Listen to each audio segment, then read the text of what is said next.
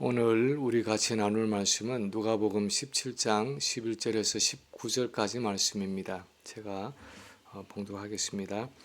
예수께서 예루살렘으로 가실 때에 사마리아와 갈릴리 사이로 지나가시다가 한 마을에 들어가시니 나병 환자 10명이 예수를 만나 멀리 서서 소리를 높여 이르되 예수 선생님이여 우리를 불쌍히 여기소서 하거늘 보시고 이르시되 가서 제사장들에게 너희 몸을 보이라 하셨더니 그들이 가다가 깨끗함을 받은지라. 그 중에 한 사람이 자기가 나은 것을 보고 큰 소리로 하나님께 영광을 돌리며 돌아와 예수의 발 아래에 엎드려 감사하니 그는 사마리아 사람이라. 예수께서 대답하여 이르시되 10사람이 다 깨끗함을 받지 아니하였느냐? 그 9은 어디 있느냐? 이방인 외에는 하나님께 영광을 돌리러 돌아온 자가 없느냐 하시고 그에게 이르시되 일어나 가라 내 믿음이 너를 구원하였느니라 하시더라. 아멘.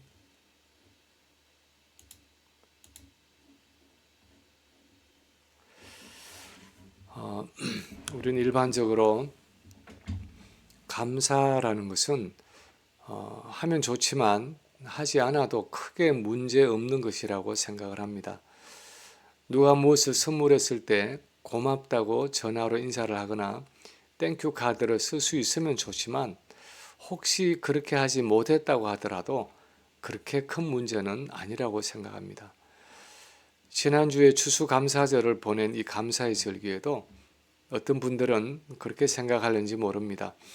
우리 기독교의 3대 명절 중에 추수감사절이 있으니까 절기로는 지키지만 그건 어디까지나 절기이고 행사이지 내가 감사를 표현하든 하지 않든 별로 관계가 없다고 생각하는지 모르겠습니다. 그런데 그것이 추수감사절이 끼어있는 감사절기든지 또는 다른 때든지 적어도 성경이 가르치는 것은 감사를 표현하는 것은 우리 신앙생활에 어떤 종류의 변화를 가져온다는 사실입니다. 하나님이 주신 감사의 내용들을 구체적으로 기억해내고 어떤 식으로든 그것을 실제로 표현할 때 그 감사 행위가 우리의 영적인 상태에 어떤 영향을 미친다는 것을 보여주고 있습니다. 오늘 본문이 그런 실제적인 예 중에 하나입니다. 본문에 보면 하루는 예수님이 사마리아와 갈릴리의 경계 지역에 있는 어느 마을을 지나가실 때 10명의 나병 환자들이 모여 사는 곳을 지나가시게 되었습니다. 이 나병 환자들은 육체적으로 전염성이 있을 뿐 아니라 영적으로 부정하게 여겨졌기 때문에 일반인으로부터 격리되어 살았습니다. 그런데 아마 이들도 예수님이 여러 종류의 병자들을 고치시고 기적을 행하신다는 소문을 들었던 것 같습니다. 그래서 예수님이 지나가실 때 가까이 다가오지는 못하고 멀리 서서 큰 소리로 예수 선생님이여 우리를 불쌍히 여기소서 하면서 그들의 나병을 고쳐주시기를 간청했습니다. 그때 예수님이 대답하십니다. 가서 제사장에게 너희의 몸을 보이라. 레위기 13장에 보면 그 당시 제사장들이 한 일 중에 하나는 어떤 피부병을 진단해서 그것이 나병이라고 판단되면 사람들로부터 격리시키고 나병이 아니면 다시 마을로 돌려보내는 요즘의 의사와 같이 병의 진단을 내리는 일이었습니다. 이미 문둥병으로 판명받아 격리된 그들을 향해서 가서 제사장에게 너희 몸을 보이라 하고 예수님이 말씀하신 것은 그분이 그들의 병의 근원을 이미 고치셨기 때문에 이제 제사장에게 가서 깨끗게 된 것을 확인받고 자기들이 살던 동네로 다시 돌아가라는 의미였을 것입니다. 그런데 그들이 예수님의 이 말씀을 믿고 제사장을 만나러 가던 도중에 각자의 나병이 나아서 깨끗게 된 것을 발견하게 되었는데 그들이 거기에 대해서 어떻게 반응했는가 하는 것이 오늘 본문의 핵심이 되는 내용입니다. 고침을 받은 후 그들의 반응을 보여주는 이 본문은 우리에게 무엇을 말씀해 주고 있습니까? 첫 번째로 그들 모두에게는 분명한 감사의 제목들이 있었다는 사실입니다. 그들 모두에게는 다 분명한 감사의 제목이 있었다는 사실입니다. 10명의 문중병자들이 예수님께 고침을 받고 제사장에게 몸을 보이러 가는 중에 그들의 병이 깨끗하게 된 것을, 그 10명 모두가 다 병이 깨끗하게 나은 것을 발견했습니다. 평생 가족들과 격리되고 사회와 차단되어서 살아야 했던 그들에게 그렇게 저주스럽던 나병이 나았다는 것이 얼마나 감사한 일입니까? 어쩌면 그들의 삶에 가장 한맺히고 절실하고 필요한 요구를 하나님이 들어주신 것입니다. 그들의 나병이 고쳐졌다는 것은 엄청난 감사의 제목이었습니다. 그것에 대해서 어떻게 반응하느냐를 떠나서 그들 모두에게는 아주 분명하고 객관적인 감사의 제목이 있었습니다. 이 나병 환자 모두에게 이런 분명한 감사의 제목이 있었던 것처럼 사실 우리에게도 아주 분명하고 객관적인 감사의 사건과 일들이 있습니다. 우리가 감사절 새벽기도회에서 말씀을 나눈 것처럼 크게는 우리의 생명과 건강을 주시고 또 가정과 자녀들을 주시고 생업과 직장을 주시고 교회 공동체를 주시고 국가와 사회를 주셨습니다. 무엇보다도 우리에게 구원의 복을 주셨습니다. 그리고 더 세밀하게 그 감사의 내용들을 들여다보면 내 개인이나 가정이나 직장이나 교회에서 크고 작은 많은 감사의 제목들이 있습니다. 아무리 나에게 부족한 것이 많다고 해도 곰곰이 생각해 보면 역시 우리가 하나님께 받은 은혜가 훨씬 더 많고 불평할 일보다는 감사할 일들이 훨씬 많습니다. 그것은 부인할 수 없는 현실입니다. 사실 사단의 전략은 항상 내가 가진 것보다는 내가 가지지 못한 것에 초점을 맞추게 합니다. 감사할 일보다는 불평할 일에 집중하게 합니다. 처음부터 그랬습니다. 하나님은 에덴 동산 가운데 있는 모든 나무의 실과를 마음껏 먹도록 다 주셨지만 사단은 하나님이 금하신 그 동산 중앙의 한 나무의 열매에 집중하게 해서 왜 하나님이 그것은 주시지 않았는가 하는 원망과 불평의 마음을 가지게 했습니다. 그것을 사단이 집요하게 파고들었습니다. 그래서 우리는 부부간에도 서로를 향해서 그렇게 감사할 것이 많은데도 모자라고 부족한 한두 가지를 가지고 불평하게 하고 원망하게 하고 잔소리하게 합니다. 자녀들을 향해서도 감사할 더 많은 것들이 있는데도 내 마음에 들지 않는 한두 가지를 가지고 못마땅하게 보도록 하고 불평하게 합니다. 성도들을 향해서도 그렇게 좋은 점들이 많은데도 나와 다른 한두 가지를 가지고 험담하게 하고 정죄하게 합니다. 어떻게 하든지 감사한 일보다도 불평할 일에 집중하게 하는 것, 그래서 그 감사를 보지 못하게 하는 것, 그것이 에덴 동산에서부터 지금까지 사단의 전략이었습니다. 그러나 아무리 생각해도 부인할 수 없는 사실은 우리에게 너무나 분명하고 너무나 많은 감사의 제목들이 있다는 사실입니다. 두 번째로 오늘 본문이 또 한 말씀하는 것은 이런 감사를 표현하는 데는 은혜의식이 있어야 한다 하는 사실입니다. 이런 감사를 표현하는 데는 은혜의식이 있어야 합니다. 다시 말하면 내게 이것을 받을 자격이 없는데 나에게 과분하게 주어졌다는 그 은혜의식에서 감사의 표현이 나오는 것입니다. 이렇게 예수님의 말씀을 믿고 제사장을 만나러 가는 도중에 그 10명의 나병 환자들은 모두 자신의 병이 나아서 깨끗게 된 것을 발견하게 되었습니다. 9명의 나병 환자는 빨리 제사장을 만나서 깨끗게 된 것을 확인받고는 너무나 기쁜 나머지 뒤도 돌아보지 않고 가족과 친지들이 있는 자기 동네로, 자기 집으로 돌아갔던 것 같습니다. 얼마나 마음이 기뻤고 그 기쁜 소식을 빨리 전하고 싶은 마음이 많았겠습니까? 그런데 그 중에 한 나병 환자는 조금 달랐습니다. 15, 16절에 보면 그 중에 한 사람이 자기가 낳은 것을 보고 큰 소리로 하나님께 영광을 돌리며 돌아와 예수의 발 아래 엎드려 감사하니 그는 사마리아 사람이라 하고 기록하고 있습니다. 굳이 그는 사마리아 사람이라 하고 누가가 기록하고 있는 이유는 그 나머지 사람은 아마도 유대인이었다는 것을 의미하는 것 같습니다. 이렇게 나병 환자들이 모여서 집단 생활을 하는 갈릴리와 사마리아의 경계선에는 아마도 9명의 유대인 환자들과 1명의 사마리아 환자가 섞여서 생활을 했던 것 같습니다.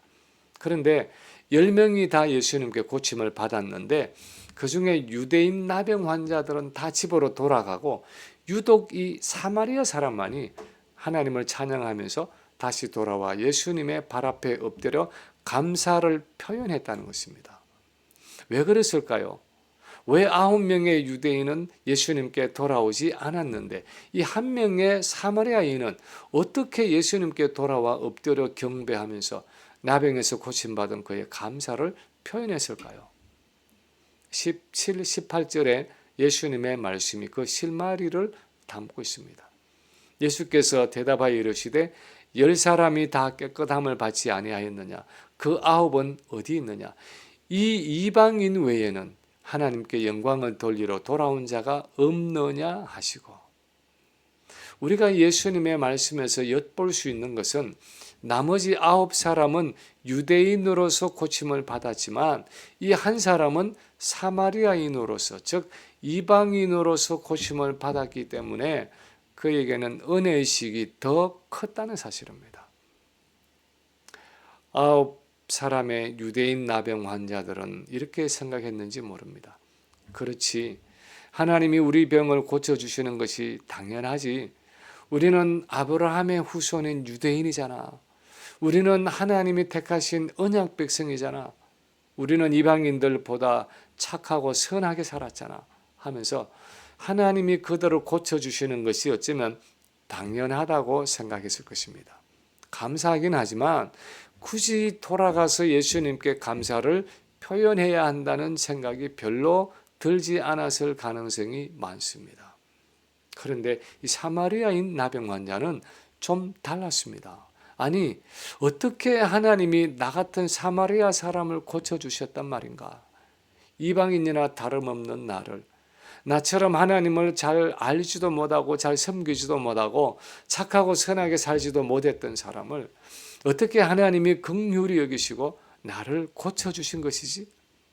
이건 정말 하나님의 은혜야. 자격 없는 나를 향하신 하나님의 자비와 긍휼이야 하고 생각했을 것입니다. 이 사마리아인은 하나님이 언약 백성이 아닌 자기에게도 이런 치유를 허락하셨다는 사실이 믿어지지가 않았습니다.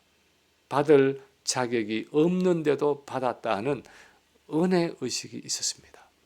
그래서 100번이라도 다시 돌아가서 자기를 고쳐주신 그 예수님께 감사를 표현하지 않을 수가 없었습니다. 그래서 결국은 가던 길을 되돌아와서 예수님께 엎드려 그의 감사를 표현하고 있는 것입니다. 우리는 혹 감사를 잃어버린 이 유대인들과 같지는 않습니까? 내가 받은 그 하나님의 사랑과 은혜를 너무나 당연하게 생각하고 무관심하고 무덤덤한 가운데 내 삶 속에 있는 여러 감사의 일들을 생각 없이 그냥 흘려보내고 있지는 않습니까?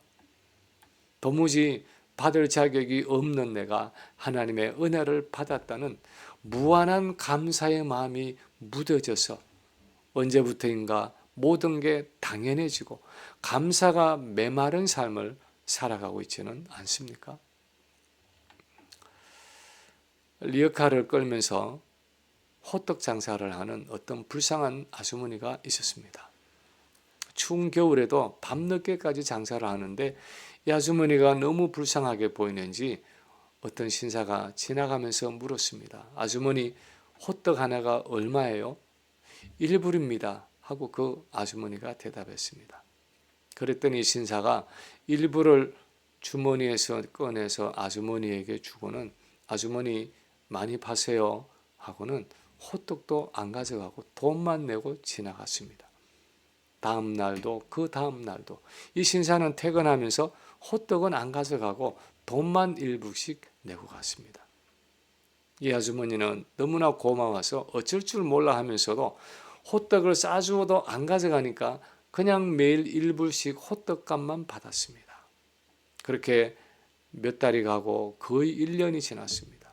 드디어 새해가 되었는데 그날도 이 신사는 퇴근 후에 지나가면서 일부를 그 아주머니의 호떡판을 리어카 위에 올려놓고 가면서 인사를 했습니다. 아주머니, 새해에도 호떡 많이 파세요.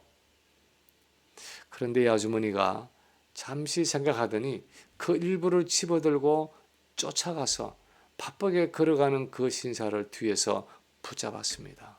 그리고 그 사람의 옷소매를 붙잡고 그 일부를 내밀면서 말했습니다. 아저씨, 새해부터는 호떡값이 2불입니다. 1불 올랐거든요. 우리는 이 이야기를 들으면서 웃어야 할지 울어야 할지 너무나 묘한 감정이 교차되는 것을 느끼게 됩니다. 왜냐하면 이 이야기는 은혜를 너무나 쉽게 잊어버리는 우리 인간의 본성을 아주 솔직하게 나타내 보여주기 때문입니다. 처음에는 누구나 어느 정도 감사하는 마음이 있습니다. 미국에 온 것이 감사하고 가정을 주시고 자녀를 주신 것이 감사하고 직장과 생업을 주신 것이 감사하고 건강을 주신 것이 감사합니다. 그런데 시간이 지나면서 어느덧 그런 것들을 당연하게 여기게 되고 좀 더 시간이 지나면 오히려 그것이 부족하다고 불만을 품게 되는 인간이 가진 그 탐욕과 이기심을 이 이야기가 너무나 잘 표현하고 있기 때문입니다.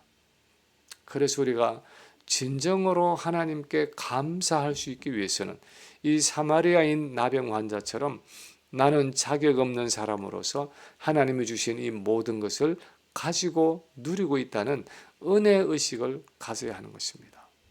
어떤 경우에도 우리가 기억해야 할 것은 우리가 얻은 이 구원과 모든 영적이고 육신적인 복들은 우리가 당연히 받아 누릴 것들이 아니라 하나님의 은혜로 우리에게 주어진 것들이라는 사실입니다. 욥이 고백한 것처럼 주신 분도 하나님이시요 취하시는 분도 하나님이시기 때문에 하나님이 되찾아가시면 언제든지 돌려드려야 하는 것이 우리가 지금 받아 누리고 있는 생명이고 건강이고 물질이고 우리 인생 전체라는 것입니다. 세 번째로 오늘 본문이 가르치는 것은 우리가 하나님께 감사를 표현할 때 하나님이 예비하신 영적인 복을 누린다는 사실입니다. 우리가 하나님께 감사를 표현할 때 하나님이 우리를 위해서 예비하신 그 영적인 복을 풍성하게 누린다는 사실입니다. 예수님이 이 나병 환자들을 고치신 것은 단순히 그들의 육신의 병을 고치는 목적만이 아니었습니다. 예수님은 그 치유를 통해서 그들이 하나님의 능력을 깨닫기를 원했고 예수님이 바로 하나님이 보내신 메시아이심을 알기를 원했고 그 예수님을 믿고 의지함으로 그들이 구원을 얻기를 원했습니다. 유대인들이 흔히 가지고 있던 어떤 종교적인 관계가 아니라 예수 그리스도를 개인적인 구주로 고백하는 하나님과의 영적인 관계 속으로 들어오기를 원하셨습니다. 그런데 이 치유 사건을 통해서 주님이 원하셨던 그 관계 속으로 들어온 사람은 한 사람뿐이었습니다. 고침을 받고 나서 그것을 하나님의 은혜로 알고 가던 길을 멈추고 다시 돌아와 감사를 표현하면서 그분의 발 앞에 엎드려 경배하며 예배했던 이 사마리아 사람만이 주님과의 더 깊고 영적인 관계 속으로 들어갈 수 있었습니다. 19절에 보면 돌아와 감사하는 이 사마리아인에게 예수님이 말씀하십니다. 일어나 가라, 내 믿음이 너를 구원하였느니라. 이 사람이 맨 처음에 다른 9의 나병 환자와 함께 자신의 병을 고쳐달라고 부르짖을 때 그들의 호칭을 보면 예수 선생님이여 우리를 불쌍히 여기소서 하고 외쳤습니다. 거기에는 예수님이 메시아라는 믿음이 없었습니다. 고침을 받고 나서도 9명의 유대인들은 예수님을 아마 그냥 자기들의 나병을 고쳐준 고마운 사람 정도로 생각했을 것입니다. 치유의 능력이 있는 랍비이고 선지자 정도로 생각했을 것입니다. 그런데 이 사마리아인은 자신의 나병이 나은 그 사건 속에서 하나님의 손길을 보았습니다. 자신에게 치유를 베푸신 그분을 통해서 하나님이 역사하시는 것을 보았습니다. 그래서 그가 다시 돌아와서 예수의 발 앞에 엎드려 감사를 표현했다는 것은 단순히 감사를 입으로 표현한 정도가 아니라 예수 그리스도를 하나님이 보내신 메시아라는 믿음을 가지고 예배하고 경배했다는 의미입니다. 이 사실에 대해서 19절에서 예수님이 말씀하십니다. 일어나 가라, 내 믿음이 너를 구원하였느니라. 다시 말하면 네가 나를 메시아로 믿고 의지하는 너의 믿음을 통해서 네가 구원을 얻었다. 평안히 가라 하고 선포해 주신 것입니다. 이 사마리아인은 그의 감사를 통해서 자기를 죄에서 구원해 주신 그 메시아와 영적인 관계 속으로 들어갈 수 있게 되었습니다. 사실 그것이 주님이 원하시던 일이었습니다.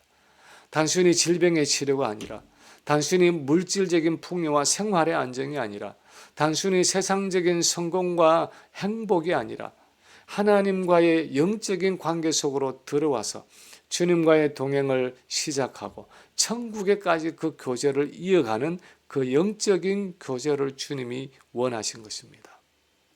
주님은 우리에게 주신 그 많은 감사의 제목들을 통해서 단순히 내가 얼마나 많은 복을 누리고 있는가를 알고 그것을 기뻐하고 즐거워하는 것으로 그치는 것이 아니라 그것을 주신 하나님 자신에게로 우리의 시선을 돌리기를 원하십니다.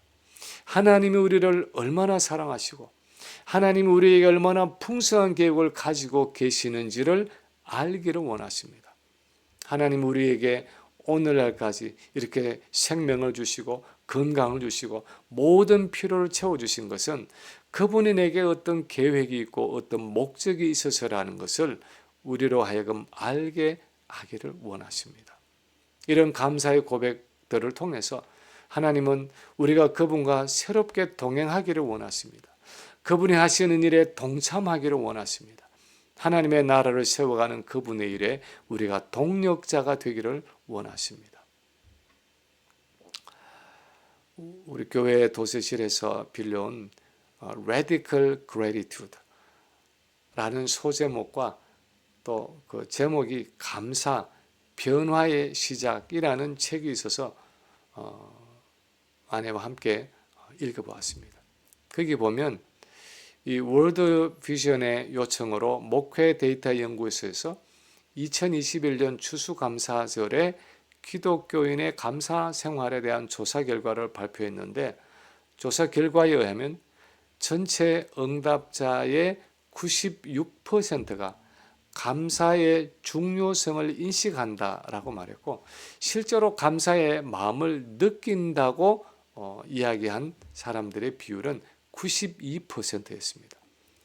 그런데 그 중에 실제로 그 느끼는 감사를 표현한다는 사람은 20%에 불과했고 가끔씩 표현한다는 비율이 52%였습니다. 이 결과를 놓고 이 교수님이 성경의 범사에 감사하라 하는 그 말씀이 그냥 할 수 있으면 좋고 안 해도 되는 권고사항인가 아니면 반드시 해야 하는 명령인가 하는 질문을 놓고 심각하게 고민을 하고 연구를 해보았는데 그 결과는 감사는 우리 성도가 반드시 해야 하는 명령이라는 결론을 얻게 되었다고 그 책에서 쓰고 있습니다. 많은 이유 중에 하나는 범사에 감사하라 이는 너희를 향하신 하나님의 뜻이니라 하는 그 말씀에서 너희를 향하신이라는 말의 진짜 의미가 너희를 위한이라는 의미라는 것입니다. 다시 말해서 하나님은 우리 자신의 유익을 위해서 모든 상황 속에서 감사하라고 말씀하신다는 것입니다. 내가 모든 상황 속에서 하나님께 감사하고 사람들에게 감사를 표현할 때 그 감사를 통해서 내가 내 자신의 영혼이 살아나고 내가 그 감사의 모든 풍성한 유익을 온전히 누리게 된다는 것입니다. 부부 관계에 있어서나 자녀와의 관계에 있어서나 직장 동료와의 관계에 있어서나 이웃들과의 관계에 있어서 그 감사를 통해서 맺힌 것들이 풀어질 뿐 아니라 무엇보다도 내 영혼이 살아난다는 것입니다. 그 감사를 통해서 내 삶 속에 임재해 계시고 내 모든 생활을 인도하시고 주장하시는 그 하나님의 존재를 인정하게 될 때 그 감사를 통해서 하나님과의 관계가 회복되고 새로워진다는 것입니다. 미국 어느 교회에서 교인들이 카리브해 남쪽에 있는 토바고 섬으로 단기 선교를 갔을 때 어떤 나병 환자촌을 방문하게 되었습니다. 그 선교행의 마지막 날 목사님이 단기 선교관 교인들과 함께 나병 환자촌 예배당에서 예배를 인도하게 되었는데 예배 도중에 참석자들에게 좋아하는 찬송이 있느냐고 물었습니다. 그때 한 여자분이 손을 들었습니다. 이 여자분은 목사님이 보았던 나병 환자 중에서 얼굴이 가장 많이 일그러져 있었습니다.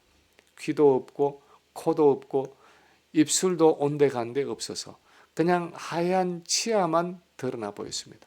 손가락도 없었습니다. 그런데 그녀가 손을 올린 것입니다. 제가 좋아하는 찬송 받은 복을 세어보아라 하는 찬송가를 부를 수 있을까요? 이 목사님이 찬송가를 펴고 찬양을 인도하기 시작했습니다. 우리 찬송가 429장인데 가사가 이런 것입니다. 세상 모든 풍파 너를 흔들어 약한 마음 낙심하게 될 때에 내려주신 주의 복을 세어라. 주의 크신 복을 네가 알리라. 세상 근심 걱정 너를 누르고 십자가를 등에 지고 나갈 때 주가 내게 주신 복을 세어라. 두려움 없이 항상 찬송하리라. 이 목사님은 목이 메여서 그 찬송가를 마지막 절까지 부를 수가 없었습니다. 그 여자분의 말이 너무나 감동이 되고 감사하지 못했던 자신의 모습이 부끄러워서 눈물을 비오듯 흘리다가 마지막까지 부르지 못하고 강단에서 내려왔습니다. 그때 함께 온 교인이 이 목사님을 부축하며 위로했습니다. 다시 강단에 올라가셔서 그 찬송을 부르시기는 힘들겠지요, 목사님? 그때 이 목사님이 대답했습니다. 아닙니다. 그 찬송을 다시 부를 겁니다. 하지만 절대로 이전과 같이 부르지는 않을 겁니다. 목사님은 다시 강단에 올라가서 뜨겁게 마지막까지 찬송을 불렀습니다. 귀도 없고 코도 입술도 손가락도 없고 얼굴은 형체를 몰라볼 정도로 일그러져 있는 이 나병 환자가 하나님이 자기에게 주신 복을 세어볼 수 있다면, 그 찬송을 통해 자신의 감사를 표현할 수 있다면 우리에게는 세어볼 감사의 제목들이 얼마나 많습니까? 찰스 스펄저 목사님이 이런 이야기를 했다고 합니다. 별빛에 감사하는 자에게는 달빛을 주시고 달빛에 감사하는 자에게는 햇빛을 주시고 햇빛에 감사하는 자에게는 영원히 지지 않는 주님의 은혜의 빛을 주신다. 우리가 감사를 표현하고 나눌 때 그것을 통해 우리의 심령이 살아나고 사람들과의 관계가 회복되고 하나님과의 관계가 새로워지는 것입니다. 바라기는 이 추수감사의 절기가 하나님과의 관계가 더욱 깊어지고 주변 사람들의 관계가 더욱 친밀해지고 나의 심령이 살아나고 새로워지는 감사의 절기가 되어지기를 우리 주님의 이름으로 간절히 축원합니다.